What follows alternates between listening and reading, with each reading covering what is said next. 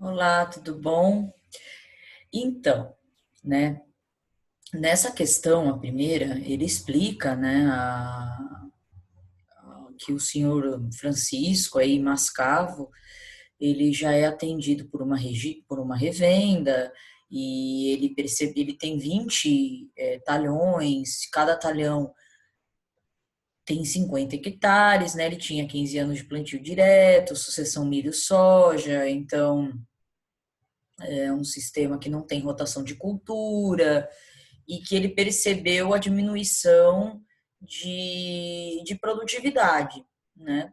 Então ele ofereceu um talhão para vocês na empresa de vocês e colocou algumas questões para serem abordadas, certo? Ele deu uma análise de solo que está anexada e a primeira questão interpretar, verificar esses análises, a análise e o parecer, né? Explicar a situação e os possíveis procedimentos e recomendação. Então, a gente vai lá na análise de solo, né? Então, alguns pontos que eu queria explicar aqui é o seguinte: existe duas profundidades. Então, a profundidade 0 a 20 é para ver o quê? É para ver a disponibilidade de nutrientes.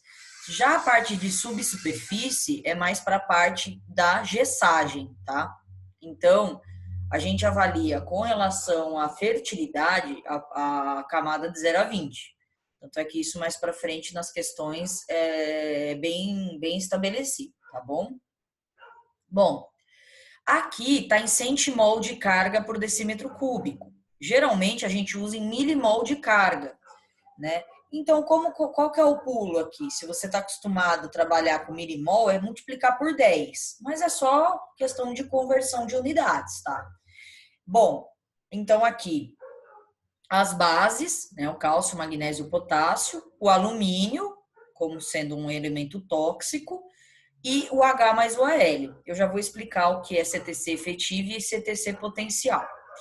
Matéria orgânica, como está em grama por decímetro cúbico, aqui está 20, né? Na verdade, se a gente transformar em miligrama por decímetro cúbico, aliás, em quilos por decímetro cúbico, fica 2,52. Então, teoricamente, uma área de 2,5% em matéria orgânica é uma matéria orgânica que, na região do Mato Grosso, é uma matéria orgânica interessante, não é tão ruim assim, né? O pH, a mesma coisa, é um pH baixo, mas é um pH que não é tão ruim assim, né? O grande problema a gente vai ver aqui para frente, que é exatamente essa acidez potencial que ele tem. Ele tem muito elevada acidez potencial, tanto é que a CTC dele fica elevada por isso, né? Então, o enxofre, o fósforo. Aqui eu acabei buscando algumas informações e pude observar que na região aí do Mato Grosso, assim como outras regiões do Brasil, é utilizado o extrator Melich, que chama. E é diferente do extrator que seria o extrator resina, porque o extrator resina é o que é usado em São Paulo, né? Então, existe essa diferenciação dos resultados. Então, eu busquei um material da região do Mato Grosso para, dessa forma, a gente interpretar as análises, os valores da análise de solo da metodologia que é utilizada. Então, existem alguns extratores aqui, que é o Melich, que é diferente dos valores que a gente usa para resina em São Paulo, né? Então, a base, se é alto, se é baixo, vai variar bastante em relação a esse extrator. Aqui é o nível crítico de fósforo, né? Então, o fósforo, a gente vai ter o fósforo remanescente e o nível crítico de fósforo. O fósforo que a gente vai avaliar é esse aqui, porque esse remanescente ele pode estar muito bem preso aos coloides e não estar disponível. Então, isso vai depender de matéria orgânica e outras coisas, né? Um P que a gente chama de P remanescente. Já o fósforo, a gente avalia esse aqui, né? Bom, então a gente vai ter também os micronutrientes, boro, cobre, ferro, manganês e o zinco, né? E a porcentagem do quê? da areia do silt e da argila. Então, a gente vai ter aqui que é um solo argiloso, porque ele está acima de 35% de argila e abaixo de 65%. Então, acima de 65% de argila, a gente tem um solo muito argiloso, né? Então, de 35 a 65, a gente tem aí um solo argiloso. Ok. Um solo que apresenta alta CTC, a gente já sabe disso. Mas esse solo tem um problema sério com relação ao alumínio. Então, é um solo que a gente tem que se atentar aí para correção, tanto com a utilização aí de um gesso, quanto a utilização do calcário agrícola, que vai neutralizar e vai elevar o pH consequentemente. Tá? Então, para comparar as avaliações aqui dos nutrientes, a gente buscou um manual de interpretação de análise de plantas e solos do Mato Grosso, tá? É da Empaer, é um material que é um material de 2007, tá? Mas é de Cuiabá, do Mato Grosso. Então, como o boletim 100 nosso que utilizamos é de 96, eu achei que esse material é um material que é de bastante valia e também é um material que apresenta confiabilidade. Então, eu vou enviar para você esse material, né? Então, assim, existem as tabelas aqui, ó, quando a gente põe peraí, só um instantinho. Quando a gente vai aqui no buscar, né, do localizar, por exemplo, os níveis críticos, né, níveis dos nutrientes, claro que dá para procurar isso, mas a gente tem aí, né, alguns macetinhos para procurar. Tem toda aqui a colocação, né, os parâmetros dos resultados das análises. Então, a gente tem aqui como é feito, as fórmulas todas desse material, os níveis também que são considerados, por exemplo, do fósforo aqui, né? Que eu até utilizei na questão. Aqui explica o que é, então, o fósforo na solução, o fósforo lábil, não lábil, né, na planta, em fertilizante, porque o fósforo ele tem uma dinâmica diferenciada. Aqui, ó, a questão dos níveis, vamos ver se eu encontro aqui. Ó, por exemplo, olha só, aqui, ó, o teor de argila, então acima de 60 lá, né, que é 61, acima de 600, na verdade 60, 61 aqui é em grama por quilo, lá em porcentagem, dá na mesma. Então, por exemplo, o teor de fósforo no solo, a gente tem qual lá, né, a gente vai ter entre 8, que está na análise de solo, ó, vamos lá, ó, a análise de solo aqui, ó, 8, tá vendo? Então, se a gente tem o 8, a gente, dentro da faixa de teor de argila do solo, a gente está no nível adequado de fósforo, entende? Então, todos os nutrientes têm as tabelas aqui. Então, todos os resultados que eu coloquei na folha de papel ao maço foi baseado nesse manual de interpretação, tá? Então, tá tudo baseado aqui. Beleza, então vamos partir para a resolução dos exercícios, né? Eu digitalizei, coloquei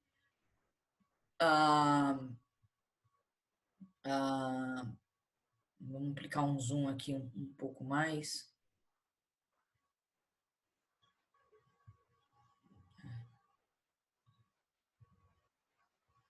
Só um instantinho.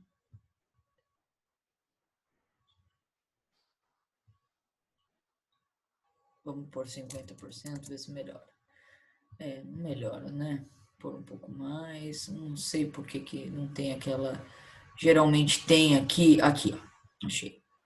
Então, a interpretação da análise de solo, eu coloquei aqui, né? Na verdade, eu coloquei a análise, né? Eu coloquei a análise aqui, coloquei, reproduzi os valores e tudo mais. Agora, o que a gente vai calcular? Que vai ser necessário para outras coisas. A CTC potencial e a CTC efetiva. Qual que é a diferença? A CTC potencial é aquela que a gente vai levar em consideração o H mais o AL, tá certo? Então, a gente vai usar e levar em consideração o H mais o AL, né? Já a CTC efetiva, a gente só considera o AL. E por quê? Porque esse H mais AL, ele é dinâmico no solo, ele pode ser ou não liberado. Já a CTC efetiva é aquela que está ocorrendo independente da liberação dos íons H+. Então, só para você ter ideia, com relação à CTC potencial, nós temos aqui 9,19 centimol de carga, ou 91,9 milimol de carga. A CTC efetiva, então, somada, né, apenas o cálcio, o magnésio, o potássio e o alumínio, dá 3,11. Em 0 a 20. Já a CTC potencial de 20 a 40, ela tem também um valor maior na potencial, né, 7,29 e 2,42 centimol de carga por decímetro cúbico. Maravilha. Então, aqui, né, que após eu calcular a CTC, a gente deve encontrar a saturação de bases, para assim observar o quanto dela está ocupando a CTC. Por quê? Porque a soma de bases é a soma do que nos interessa, né? Que são os cátions interessantes, por exemplo, o cálcio, o magnésio e o potássio. Então, a gente vai somar o cálcio, o magnésio e o potássio e dividir pela CTC potencial. E assim a gente vai encontrar a porcentagem que tem ocupada por cátions. No caso aqui, todos eles juntos, né? Obviamente que nós conseguimos trabalhar com cada um deles. Então, existe um valor ideal de ocupação do cálcio, do magnésio e do potássio. Então, por exemplo, o do cálcio ele vai variar de 50% a 70% da CTC. É interessante que seja ocupado pelo cálcio. Então, de 20% a 30%, de 15% a 20%, tá aqui os números, né? Do magnésio aqui, só para eu ter aqui, ó, de 10% a 15% do magnésio, né? Ocupado na CTC. E o potássio, então, é de 2% a 5% ocupado na CTC. Então, como a gente faz esse cálculo, né, para compreender? Então, a gente pegaria, aqui no caso, a soma de o V% encontrado na análise é 28. Pensando que, de acordo com a recomendação que eu encontrei nesse manual de interpretação, devemos elevar para soja e milho entre 50% a 60%, eu adotei 50% para recomendar a calagem. Então, lembrando que a gente tem que elevar para 50%, é um V% baixo que a gente encontra. Tá? Se nós analisarmos a quantidade de cálcio que está sendo ocupado na CTC, a gente vai pegar, então, o valor de cálcio. O valor de cálcio aqui, ó, de 0 a 20, né? A gente vai pegar ele aqui, vamos fazer uma conta rápida. Ó, como que a gente faz? A gente pega o cálcio, 1,86, e divide pela CTC, que é 9,19. Multiplica isso por 100. Então, a gente já está vendo aqui que a quantidade de cálcio ocupada na CTC é muito baixa, porque deu 20%. Pô, peraí, eu preciso de 50% a 70% de cálcio ocupado na CTC. Então, a gente já tem um déficit aí em relação à quantidade de cálcio na CTC. O magnésio, então. Quanto que ele está ali, o magnésio? A gente tem 0,7 de magnésio. Então, a gente pega 0,7 e divide por 9. E multiplica, então, por 100. Vai dar 7. Também está abaixo da CTC, né, que é de 10 a 15. E o potássio? O potássio, então, a gente tem 0,1. O potássio, ele está com 1%. Ele precisa de 2 a 5%, né, para ocupar o equilíbrio aí. Então, a gente tem uma relação de 9 para 3 para 1, que é o ideal entre cálcio, magnésio e potássio, já observando isso que há o desequilíbrio. Então, como a gente fornece cálcio e magnésio? Calcário. Tá? Então, a gente precisa equilibrar isso a partir da relação de cálcio e magnésio.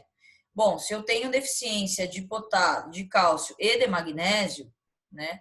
Então, qual dos calcários eu vou fazer a recomendação? Aí, a gente passou o exercício primeiro, né? Que foi, basicamente, encontrar a relação da CTC, aqui, né? Apesar da CTC ser elevada, a gente tem que apenas 28% está ocupada por bases. Então, a gente precisa fazer uma correção para que esse H mais A ele saia do coloide e aí sim a gente fornecer o cálcio e o magnésio para dentro da CTC. Então, coloquei também os níveis baseados, né? Então, a gente tem que o enxofre ele está de forma média na CTC, desculpem, na análise. O fósforo está ideal, está adequado, né? Então, eu coloquei que tá ok. O cálcio que eu coloquei, o cálcio na análise de solo, nos níveis encontrados naquela recomendação, tá alto. mas quando a gente avalia ele na CTC, está muito baixo, né? Então, ele tem cálcio, mas está ocupando pouco a CTC. Da mesma forma, o magnésio, já o magnésio e o potássio estão médios, só que eles estão ocupando também, eles estão aquém, porque aqui tem 20% ocupado, aqui tem 7% e aqui tem 1%. Então, a gente deveria atentar com relação a esses níveis para recomendação, né? Então, precisa fazer uma calagem. Agora, os micronutrientes. A gente tem que... Os valores todos deles estão altos, talvez decorrência aí da matéria orgânica. Vamos nos atentar ao ferro e o manganês, que em níveis elevados ele pode ser tóxico e também ele complexa outros compostos, como o fósforo e o boro. E o boro, ele está médio, poderia ser melhor. Na recomendação desse livro, que foi no Manual de Interpretação, está dizendo que a partir de 0,3 é a quantidade ideal para o desenvolvimento adequado das plantas, né? Mas como a gente tem aí de 0,25, não é não é um nível crítico, tá bom? Então a gente tem aí uma análise física ainda, um solo argiloso, né? E a necessidade de gessagem, que a gente já vai para outro quesito aí de uma questão, que se não me engano é a segunda questão. Então, como a gente vai avaliar a necessidade de gessagem dentro da análise? Primeiro, a gente precisa ter uma análise de 20 a 40. E dentre essa análise de 20 a 40, tá? A gente tem que avaliar se o teor de cálcio é menor que 0,5 centimol de carga. Ele não é, ele é 1,86. A gente tem que ver se o teor de alumínio ele é maior que 0,5 centimol. Ele não é, tá? O alumínio ele não vai ser. Então, aqui na análise, né? Análise a gente tem aqui, ó, o teor de alumínio, ele não é maior, quase, né? Ele é, aliás, desculpe, a gente olha aqui. Quase, né? Quase não, é 0,03. A saturação por alumínio é maior que 20? A gente fez aqui a conta. A saturação por alumínio é a quantidade de alumínio, de 20 a 40, dividido pela CTC efetiva. Então, é aquela que não é considerado o H mais o AL, tá? Então, a gente vai e viu que é 15%, então está abaixo de 20%. Mas a saturação de bases é menor que 35%, que deu quanto aqui?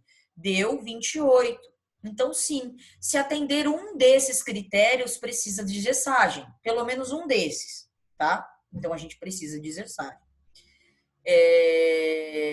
Então, a conclusão da primeira questão é que o solo vai precisar de uma correção com o calcário, e aplicação também de um condicionador de solo, corrigir o boro que está baixo, assim, abaixo, né?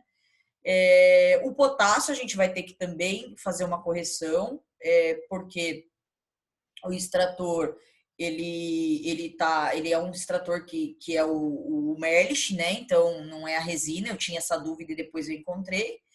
Tanto o potássio quanto o fósforo. E o pH ele vai ser elevado em consequência à aplicação do calcário, e também pode haver um produto aí com óxido de cálcio e de magnésio, né? Então, quando a gente vai encontrar na questão, a questão, se eu não me engano, a necessidade de calagem, a gente vai para lá. Aqui tem uma quantidade, né, dos óxidos de magnésio e de cálcio. Então, a gente tem o calcário calcítico e o calcário dolomítico. A diferença deles é exatamente o fornecimento do cálcio e do magnésio. O dolomítico, ele possui aí uma maior quantidade de magnésio, né? E o calcítico, menor quantidade de magnésio. Então, se nós estivermos aplicando aí a quantidade em toneladas que eu recomendei, que nós fizemos a conta, e foi feito tanto pela saturação de bases, meio de equilíbrio das bases por estequiometria, né? A gente fez as duas formas e observou, vamos lá, né? Já vamos passar para o exercício 2. Aqui, a calagem, né? Então, como que a gente faz pela necessidade da calagem pela saturação? A gente vai pegar de 0 a 20, tá? Vamos pegar a calagem e fazer de 0 a 20. O calcário, ele obrigatoriamente ele deve ser incorporado, ele não tem mobilidade no solo, tá? O gesso ele tem mobilidade, então alguns dos produtores fazem essa prática junto, né? Mas não é ideal você misturar para fazer a aplicação. O ideal é você fazer a aplicação de um, na verdade não tem recomendação, assim, os produtores costumam aplicar juntos porque o gesso tem maior mobilidade em plantio direto, por exemplo. Mas como é um plantio direto, geralmente essa calagem ela é feita muito tempo antes, né, da implantação da cultura ou junto com uma planta de cobertura no entre safra, né? Então seria ideal também fazer essa recomendação para o produtor de que ele deveria entre o pousio aí do milho e da soja, ele fazer uma recomendação de fazer uma recomendação da implantação de uma cultura de cobertura e nessa cultura de cobertura fazer então o quê? Aplicar o calcário, fazer o manejo de raiz, fazer o manejo de matéria orgânica para também extrair os elementos que ficam fixados, por exemplo, alguns micronutrientes que dependem da matéria orgânica e também o fósforo que fica retido com matéria orgânica e raiz, ele é muito bem extraído e fica muito bom o trabalho. Então também cabe essa colocação dentre o exercício. Falar que dentre o milho e a soja, fazer essa recomendação, além claro, da correção do que tem de mineral, fazer uma recomendação de implantar um elemento vegetal, porque aí você faz a correção do solo junto com esse plantio de plantas de cobertura e o calcário consegue reagir, porque ele precisa de no mínimo 3 meses, né? Então, baseado aqui, a primeira parte foi o que o cara da outra revenda sugeriu, né? Ele sugeriu 1,05 toneladas de calcário dolomítico. Então, o calcário dolomítico que ele sugeriu, 1 tonelada, ele vai estar aplicando aí 330 quilos de óxido de cálcio e 224 quilos de óxido de magnésio, né?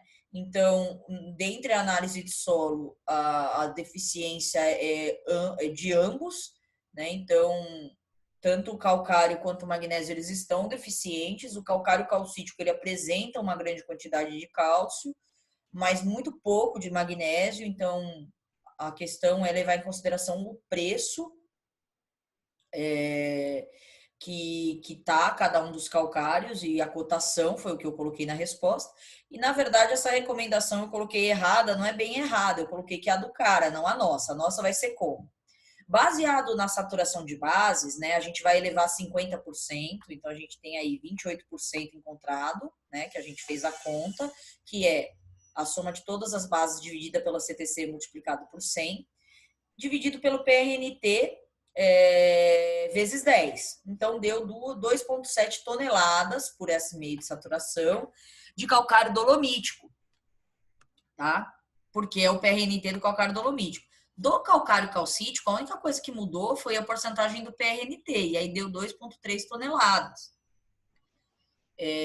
Já há um método que eles chamam de método estequiométrico ou pelo equilíbrio das bases, ele é feito de que forma? Né? Vamos ver se a gente encontra aqui no manual de interpretação.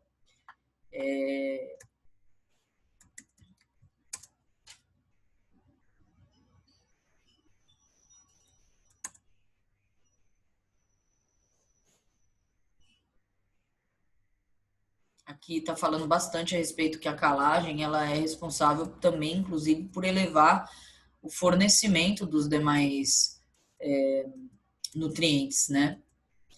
Então, vamos ver se eu encontro aqui.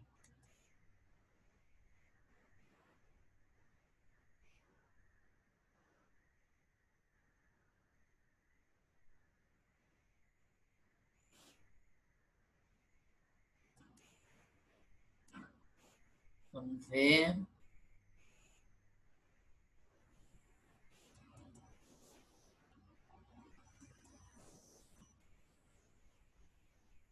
Aqui, né, ele está falando da calagem, né, correção da acidez, só para eu mostrar para você onde que eu encontrei os níveis para fazer.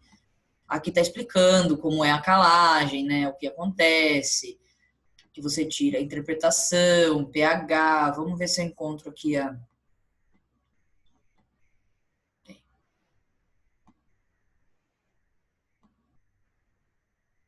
Então, esse manual, ele é bem útil, tá? Todas as questões aí, ó, recomendação da calagem. Então, ó, devido à influência, né, eficiência, são os métodos de recomendação de calagem no Brasil. Três métodos, tá? É aplicados de acordo com o método do SMP no Rio Grande do Sul e Santa Catarina. O método do alumínio trocável, que é esse estequiométrico, e a saturação por bases, tá? Esse método, ó, é o método mais utilizado, né, no cerrado. E como que é feito? Para solos com capacidade de troca de cátions com valor D, que é o grande, maior do que 4,5, 4 centimol, que é o nosso caso, e teor de argila 15, né? E o teor de cálcio e magnésio maior que 2, tudo isso é o nosso. Então a gente pegou essa fórmula, tá? Então a necessidade de calagem foi essa fórmula, 2 vezes alumínio vezes o fator, que o que é esse F? O F é o 100 dividido pelo PRNT. Então, baseado nessa saturação de bases do cerrado, deu a metade da recomendação do calcário. Então, deu 1,2 do calcário dolomítico e 1,02 do calcário calcítico, que foi as duas opções em relação ao enunciado do exercício, certo?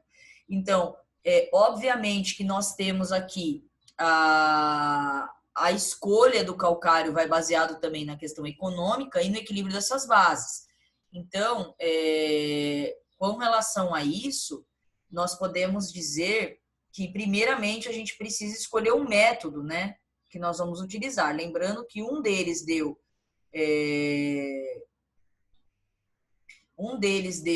metade do que o outro. Então, isso é custo para o produtor.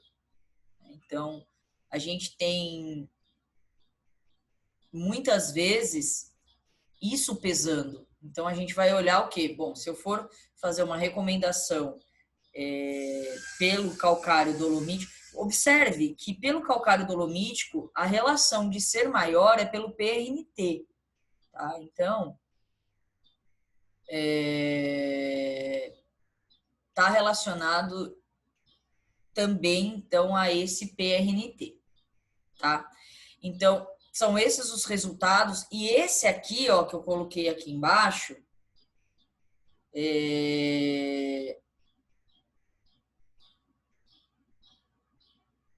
só um minutinho aqui.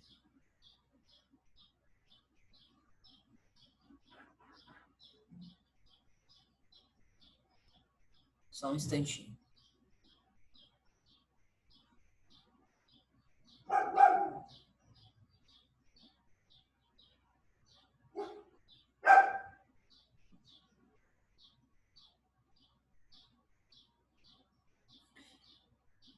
Então, essa aqui, ó, já é a fórmula. Que fórmula? Essa aqui de baixo. Essa aqui é como, ó, é outra questão, tá? Que eu coloquei, que é esse aqui, ó. Que quando, ó, esse aqui, ó. Solos capacidades maior do que 4, teor de argila acima, só que o teor de cálcio e magnésio menor que 2. O nosso é maior. O cálcio e o magnésio, o magnésio, o cálcio está 1,8, o magnésio está 0,7, então dá 2,5, né? Eu vou fazer uma fragmentação do vídeo agora para não ficar muito grande, tá? Porque fica muito pesado depois. Eu vou continuar depois na sequência.